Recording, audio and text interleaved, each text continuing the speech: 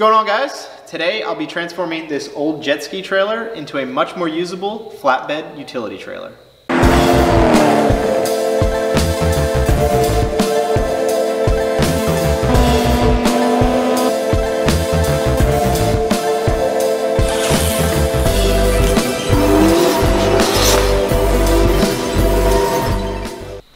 Alright guys, so here I am bringing you another completely random project. So you might be wondering, why the heck am I building a utility trailer? So I do use a trailer pretty often for mostly hauling around firewood for around my house because my living space inside is completely heated by my wood stove. And I also use a trailer for general moving purposes, buying appliances, buying big things, since I do just have the Jeep, which isn't quite a pickup, so it's nice to have a trailer as well. So the one I've been using is very old and should probably not be used for anything heavy anymore. So I managed to pick up this used jet ski trailer for $100, which is not bad at all because it is in actually really good shape. You can see the main frame components. There's no rust on them at all. I think they're all galvanized. And it does actually have some decent sized wheels on it, much better than my other one, with some leaf springs. And it is rated for 1,400 pounds, and that should be plenty for everything that I need to tow with it. So yeah, I just thought this would be a pretty cool project to transform this into a utility trailer, more of a flatbed design, so I can just use it for really anything. My first main focus is gonna be doing that flatbed. I think once I get that on there, then I might think about doing some sides. If I do sides, I think I'll make them removable because it can be really nice to remove the side, especially when you're loading things like ATVs or dirt bikes. You can load them sideways and fit a lot more on the trailer. So I was lucky enough to have a friend donate me some of this square tubing, and it has all these holes in it, which really isn't necessary, but it's gonna turn out being pretty nice because once I lay that across the trailer, I can then use those holes to attach whatever my bed surface is. So this tubing is about 1.75 by 1.75 square, and the wall is about 120, so it's gonna be plenty strong for what I need. And unfortunately, I can't really just lay these tubes straight across because what I wanna do with this is I wanna go wider than the wheelbase. And so in order to do that, I need to bring this up some, because if it was here, when you got over the tire, it would be hitting or close to hitting. When the suspension flexes, it would contact the tube. So instead what I'm gonna do is stack some of these tubes on the side rails here, like this, and then that will bring up my bed height high enough that it will sit here, and then the tire will have plenty of room to come up without contacting the rails. And these tubes are currently cut to around 6 feet. I think I'm gonna keep them that big. It might seem like a little bit big, but it's just gonna overhang the tire a little bit, and I think 6 feet for a trailer is a good width. I wasn't gonna try to keep it within the tires because then that's really a small trailer and I wouldn't be able to use it for what I need. And as far as overall length, I think I'm gonna be right around 8 feet. I will bring it up past this point because these will be coming up.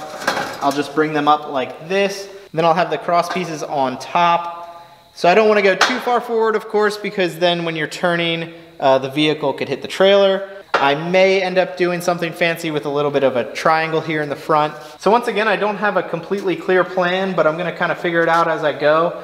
And that's kind of the way I like to do things. But first off, I'll be removing things I don't need, like these fenders, the rails for the jet ski, probably the taillights just so they're out of the way. And then from there, I can start prepping the frame for where I know I'm gonna be welding and lay out all of my new tubing.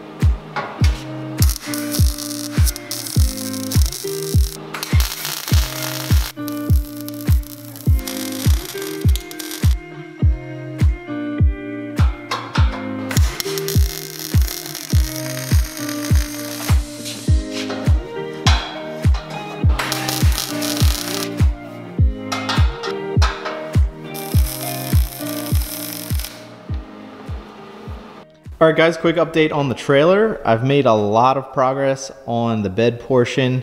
I started off by adding these verticals the whole way, and I made those 8 feet. So that's on both sides. And you can see they overhang the front a little bit because I knew I wanted the square section of this to be at least 8 feet long. So I welded those to the original trailer in a bunch of spots. I think I did every 1 foot on the outside here, and then I also did every 2 feet on the inside. And the galvanized is kind of a pain. You have to grind it a lot to get through that coating, and it's also pretty bad to breathe it in, so I was trying to wear a mask when I was grinding and welding it. But once I got those attached, I started adding the cross pieces. I also decided to only do 1 on top of the original trailer, and that's because I realized I could just space my cross pieces in such a way that the tire has enough room to move up and down because I have a cross piece on either side of the tire. And I ended up with about 16-inch on center spacing for the cross pieces, which I think will be plenty. And then once I got the cross pieces in, I closed it up on the sides using the same tubing the whole way. And then I started to work on this front portion, and I ended up with this nice triangle here. This does give me over 2 feet more length here in the center. And the nice part about this is because the rest of the trailer up to this point is 8 feet exactly, if I want to pick up some plywood with this, which is exactly 8 feet as well, since this is 6 feet wide, now that I have this upper triangle, I can slide the plywood up and it'll be like somewhere in this area. So that way I'll have plenty of room for regular plywood and it won't be an issue to close the rear gate. And so this front triangle is tied into the original trailer pretty nicely there and also back here. And then I also added this vertical so that it kind of ties it into the rest of the structure. And I have been going back and forth a while for what I wanted to use for the surface of the trailer. I thought about metal, maybe expanded mesh, and it's just a matter of availability and cost. And so what I ended up deciding on is just going with 3/4 inch treated plywood, which I have right here. Also not that cheap, it's like $50 to $60 a sheet. But in terms of availability, price, and ease of use, I thought that would be the best thing to do. And since I went with the plywood, I knew it would be exactly 8 feet long. So that's the reason for this double piece here, because I know my first sheet of plywood will end right here. So then my second sheet will just be a little triangle, and I wanted to have support for it here, so that's why I doubled it up. So next up, I'm gonna start figuring out the sides. I know I want the 2 main sides to be removable. I think the sides of the front triangle, it's not very important to be removable, but I'll probably do them in a similar fashion, but use bolts instead of pins. And so I found that I do have some more scrap material that actually fits perfectly inside the tubing I've been using. So you can see here, that fits perfectly and really doesn't have much play. So now I can use this slightly smaller square tube to attach my sides. And what I'll probably do is drill a hole in this piece so that I can slip a pin through and we'll lock the sides on the trailer. Once I get the sides figured out, I'll then start working on the rear gate. Don't completely know what I'm gonna do yet. I did buy some hinges, some heavy duty hinges here that I can either weld on or bolt on. I'll probably build a similar structure out of the tubing to create the rear ramp. So then it will be hinged on and always attached to the trailer, and then can fold up vertically when the trailer is in use. So still a lot of work to be done, so let's get back to it.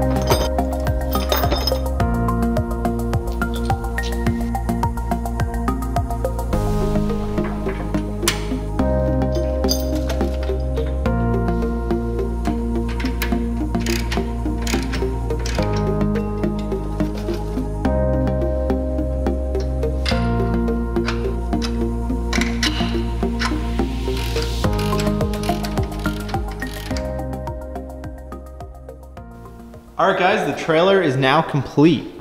And as I showed before, I used some of this scrap tubing that fit perfectly into the tubing I used for the rest of the frame to support the sides. So this is 1.5 inch steel tubing, and I also capped the top here just to give it a much cleaner look, and then I don't have water running down the tube. And these side posts are attached using a 3/8 inch pin. And so if you wanted to remove the whole side, you would just remove those 2 pins, and then the whole thing will slide up and out. And I most likely won't be doing that very often, but if I did need to haul something that is wider than the bed, I could take the side off. And also when you're hauling certain things, like if I were to bring 2 ATVs on this trailer, it would be easier to go up the side here and have them both here sitting sideways. It would be a lot easier to fit than if I tried to put them in long ways this way, because they would probably be too wide to fit next to each other. And as you can see, the wheels are inset a little bit, and that's because the original trailer was not as wide. That is something that I could improve upon. Eventually, I could get a longer axle and possibly something that is rated for more weight. So that way I could increase the overall payload of the trailer, since the frame is now way overbuilt in comparison to what was there originally. And now moving towards the front, the 2 front pieces on the front triangle are secured in the same way. The only difference is that I used a nut and bolt instead of using a pin here, because I really doubt I'm gonna need to remove these. They are obviously still removable, but you would just need to remove the nut on the backside. And the nice thing about using the nut and bolt, it really secures this a little tighter than having the pin. These are really still pretty secure, but they have a little bit of shake in them. And now on the tongue here, I replaced a bunch of old rusted parts. So this is a brand new 2-inch coupler, and that is secured using 2 1/2-inch bolts here. And I also picked up some new heavy-duty chain and hooks for the safety chains. I ended up just painting the jack wheel. It did not seem that old, and it is in pretty good working condition, so I just painted that to match the rest of the frame. And I also rewired the whole trailer. So this was a kit I bought off Amazon that was for the full wiring and all LED lights. So I was able to wire it through the original trailer just like it was in stock form. So I pulled all that through. The only wire that I had to bring out of that was the wire for these side markers. So then the rest of the wiring runs through the original frame and back here to the taillights. I did redo all of the grounds to make sure I had a good connection. The rear ramp is made from a combination of the material that I used for the rest of the frame here, and then also the same material I used on the side pieces I used for all of these inner studs. The overall ramp is pretty large, and that's mostly dependent on the fact that the bed height here is a little higher than normal. So to have a ramp that when it's down, it isn't too steep, you need to have a little bit more length. So in total, it is 5 feet long, and then it matches the 6-foot width of the bed. And I also ended up welding all of the hinges on. You really can't see them much from here because they are mounted on the top side of the bed frame and the top side of the ramp frame, and they're also under the plywood. So having them completely welded isn't always the best idea, because if something does break, obviously it's a little difficult to remove it. I don't really see anything breaking anytime soon on the hinges. They're pretty heavy duty, and I did use 4 the whole way across, so I think that's plenty to distribute any loads that will be on the ramp. And the way they're mounted under the plywood, it wouldn't have been very easy to use any type of hardware, but that does leave for a really clean final look. From the inside here, you can't see the hinges at all when the ramp is up. For securing the ramp, I went with these angled bars, and the main reason for that is because I can't really attach the ramp to the side since it's removable. It's also not really structural, especially in this portion, it's just plywood. So I really needed to attach down here to the main frame, so that's why I went with using this angled bar technique. So this is an 1.5 inch by 1/2 inch thick aluminum bar. And then to secure the bar, I use these 5/8 inch hitch pins. These are nice because they're cheap, strong, and easy to use with this large clip. So to take down the ramp, you just remove that clip on both sides, pull the pin out, and then you can lower the gate. Since these bars are aluminum, I really don't need to paint them.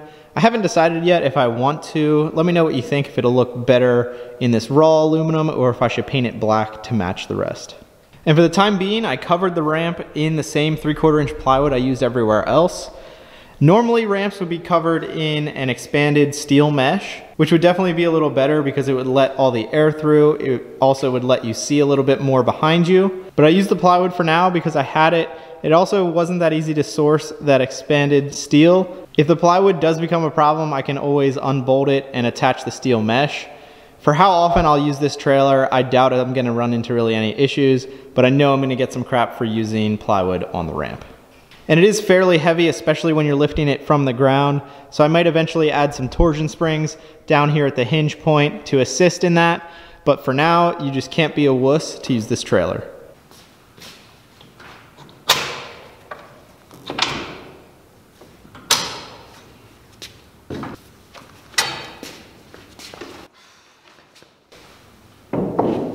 Here you can see why I needed a little bit longer ramp so that this angle wasn't too steep, but the way I have it, it's really not bad. You can easily walk up this. To secure all the plywood down, I used some 3-inch carriage bolts all over.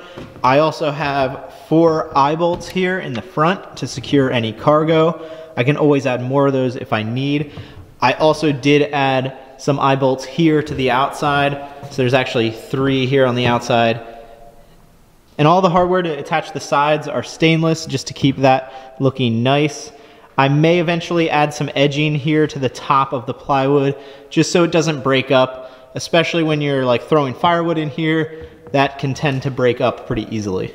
The overall trailer is 6 feet by 8 feet in the rectangular section, although this front triangle adds 2.5 feet here in the center. So that's kind of nice because then I'll easily be able to fit some 10-foot lumber in here if I need to. I will eventually paint or stain all the wood, but since it is treated, I need to wait at least 4 months before I do coat it. So that is the trailer build. It definitely took a lot longer than I thought. There were many small details to figure out, especially all the different hardware I needed to use. And in total, it costs about $600. Although I did get all of the steel tubing either donated or I had it in my scrap pile. So without having that, I'm sure my total would be a lot closer to $1,000. And to buy a trailer of similar size, they are about $1,000 to $1,200. So financially, it doesn't completely make sense, but it was a fun and challenging project that taught me a lot. And now I have a custom trailer that I built myself, which I think is pretty cool.